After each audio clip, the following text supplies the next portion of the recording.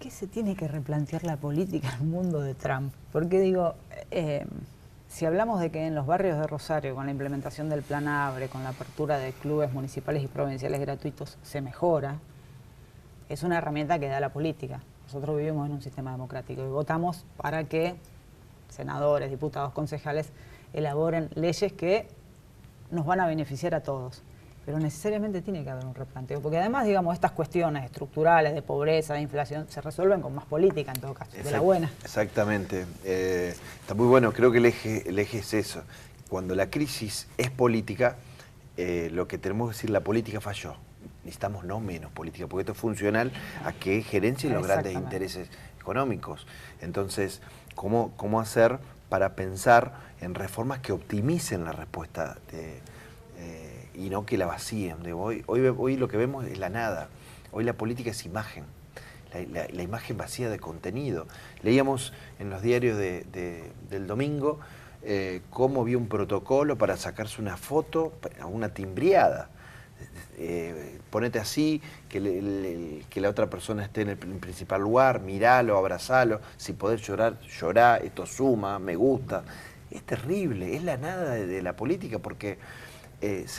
Sí, pero después a la hora de gobernar, uno está parado en una posición ideológica. Digo, si decimos hay más presupuesto para la policía y menos para educación, estamos parados en un lugar ideológico. Sí, si decimos menos para la ciencia y la tecnología y más para las entidades financieras, estamos dando cuenta. Entonces, digo, esto nos tiene que interpelar a todos. En un país donde tenemos uno de cada 3 personas dentro de esa pobreza estructural, o la pobreza, o son nuevos pobres, o son los cuentapropistas. Tenemos como 30%, Florencia, en la Argentina, de tipos que salen a trabajar. Es electricista, que el padre piensa formarlo pues, con un oficio, pero sale todos los días a ver cómo termina y cuál es su saldo para... Entonces, me parece que quizás el tema pasa por interpelarnos, darnos cuenta que no hay que decir tanto, sino focalizarnos en esto, ¿no? En la pobreza estructural, en los sectores que menos tienen, pensar en programas que están direccionados a ellos. Pero hay una primera definición, que es ideológica. La gente dice, oh, no me gusta la ideología. ¿Estado o mercado? Y es una primera definición y hay que intentar construir una coherencia con el ejemplo más allá de las encuestas que todos tenemos, y si no sería muy fácil. Yo leo lo que dice la encuesta, todos tenemos y decimos nosotros tenemos. Entonces creo que esto nos interpela a todos, que tenemos que conectarnos con ese chico que teníamos o que tenemos en algún lugar, que fue el que una vez eligió esta tarea trascendente de involucrarse a mejorar la condición humana, evitar las autorreferencias y pensar, las soluciones son siempre colectivas. Por más que Macri diga el mérito y esto es, nunca te salvás solo, no, y siempre hay que involucrarse en el otro. La política es reconocerse en el otro, ¿no?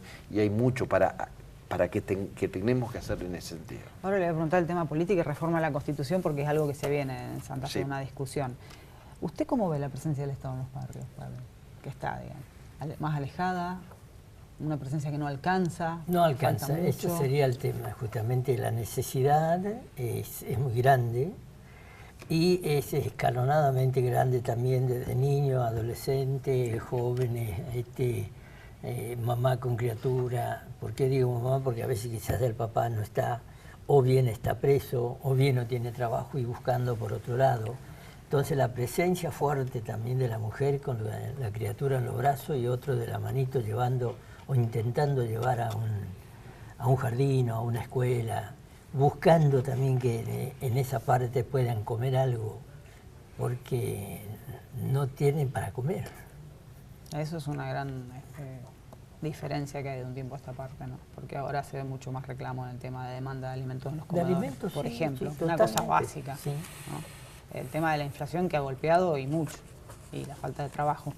¿Cómo encaja todo esto con el pedido de reforma de Constitución? Esa es la agenda de lo importante, ¿no? Nunca hay una movilización para plantear una reforma constitucional, porque esto tiene que ver con la mirada del más allá, no de la coyuntura. Es lógicamente que hay problemas, pero lo que impacta en la vida de la gente son las grandes transformaciones en el mediano y largo plazo, porque si no pueden venir situaciones macroeconómicamente buenísimas, un mundo que demanda alimentos, pero si no tenemos esta articulación, esto no se puede sentir en lo que tiene que ser el objetivo del Estado, que es construir bienes públicos donde no hay. Esta es la tarea del Estado, esta es mi tarea. Digamos, que venga el empresario, yo no tengo problema, podemos hablar, podemos pensar. Ahora, el Estado tiene que construir bienes públicos. Y esto se hace con reformas. El problema de la reforma es que siempre se analiza en clave de coyuntura. ¿Qué significa esto? Claramente, en lo que a mí me conviene. Uno podría casi hasta definir en un cuadro la opinión de cada uno de los actores de todos lados en función de reelección sí, reelección no, el problema de si me conviene o no competir con una persona que puede ser un gobernador en efecto, si no. Entonces, uno analiza esto y uno se pone se da cuenta de que en realidad, si en algún momento hubo reformas que impactaron, si hubo una obra pública que fue efectiva en términos de mejorar la vida a una sola, dos o tres personas, es porque hubo algunos que se pusieron por encima de esta situación, de decir si me conviene ahora o no, porque si compito o no compito, cuál es el mensaje que hay. Entonces, creo que requiere un acto de generosidad. La cultura de la inmediatez es mediocridad en términos de estas grandes reformas, y creo que nos tenemos que dar esta oportunidad y dar el debate de cara a la gente. Uno de los puntos que plantea el gobernador de la provincia es limitar la cantidad de años de ejercicio que puedan tener concejales, diputados, senadores, miembros de la Corte. Digamos, esto es algo que en general en la sociedad se ve con buenos ojos. Sí, me parece, a ver, lo de la Corte tengo dudas, pero no porque puede haber algún argumento jurídico que tenga que ver con la necesidad de que los jueces mantengan en el tiempo, y no quiero meter la pata y después decir otra cosa. Solamente por eso dejo a salvo la opinión, pero todo lo que evite la perpetuidad de los cargos, 8 años es un buen tiempo para darle todo a un cargo, y así como puede haber diputados y diputadas que toman este tema con mucho, casi con un vaciamiento de la política y más pensado. Hay otros, yo no quiero decir yo soy el otro, porque digo, pero hay muchos que trabajan todos los días, sábados y domingos, para mejorar la calidad de respuesta del Estado. Pero lo cierto es que 8 años es un buen tiempo. No creo que esta sea la madre de las discusiones, también lo quiero decir. No, lo que pasa es que con el tema de la reforma de la Constitución nunca ha habido acuerdo, no se ha puesto en marcha. Claro. Incluso el ex gobernador ha dicho, bueno, yo me abstengo. Reformemos la Constitución, pero no voy a ser candidato otra vez. Ni siquiera así se pudieron discutir algunas cosas de una Constitución en Santa Fe. Claro, que a mí me parece que el hecho de plantear frente a la sociedad que cualquier reforma no es para mí, le da mayor grado de legitimidad, lo quiero decir. Esto más allá de que pueda leer de alguna forma determinada, en clave de coyuntura, no es mi idea, lo digo en función, si pensamos en el mediano y largo plazo, mal podemos poner arriba de la mesa justo algo que me parece favorece directamente. Me parece que si esta idea se alejaría de los espacios de decisión, habría mucho más. Si Miguel Lifchis dijera concretamente, bueno, usted lo dice, no voy a ser nuevamente pero bueno, es parte también de las lógicas y de las culturas políticas, ¿no? Vivimos en un país que desgraciadamente el arte de la política pareciera ser el arte de ningunear al otro, ¿no? El poder se ejerce, y esto se ve en todos lados, y se ejerce haciendo que el otro no exista, ¿no? Es muy difícil pensar que acá hay un grupo emergente de una mirada política legitimada por la gente, acá hay otro, y que no por eso se tienen que tirar con tortil. Pero bueno, es parte de la historia. Código Procesal Penal y algunas reformas. Se aprueban, salen. Está en agenda, hay una preferencia para la semana que viene, es un conjunto de reformas, algunas nos parecen bien, otras no puede quedar eso. Hay 7 artículos que favorecen a la víctima. Yo me voy a juntar en estos días con Bertini, con una serie de personas que han estado, les quiero comentar lo importante de consultar a la víctima. Esto no pasaba. Al preguntarle a la víctima, mire, el juez de ejecución penal está pensando en una salida preventiva. ¿Usted qué piensa? Estamos pensando en un juicio abreviado, que es un acuerdo entre el defensor y el fiscal para tener una pena cierta. Yo defiendo en algunos casos estos temas, porque después tenemos un juicio de 10 años con un resultado incierto, porque tenés que tener pruebas, no tenés que tener esa convicción interna, la tenés vos. Bueno, la prisión preventiva. Dicto no una prisión preventiva en función de la vulnerabilidad de la víctima. Más de una vez pasa casos concretos, una persona que le pegaba a su mujer y a su nena de 11 años, y como era lesión leve, no correspondía a la prisión preventiva.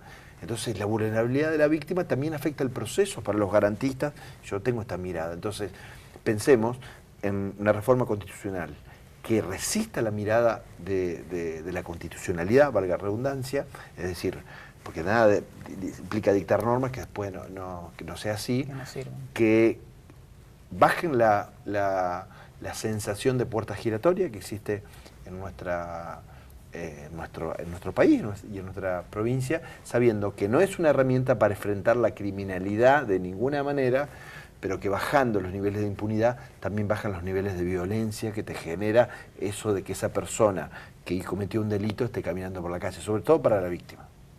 Padre, un chico que no terminó la escuela, no hizo un oficio, empezó a consumir droga, ¿sale?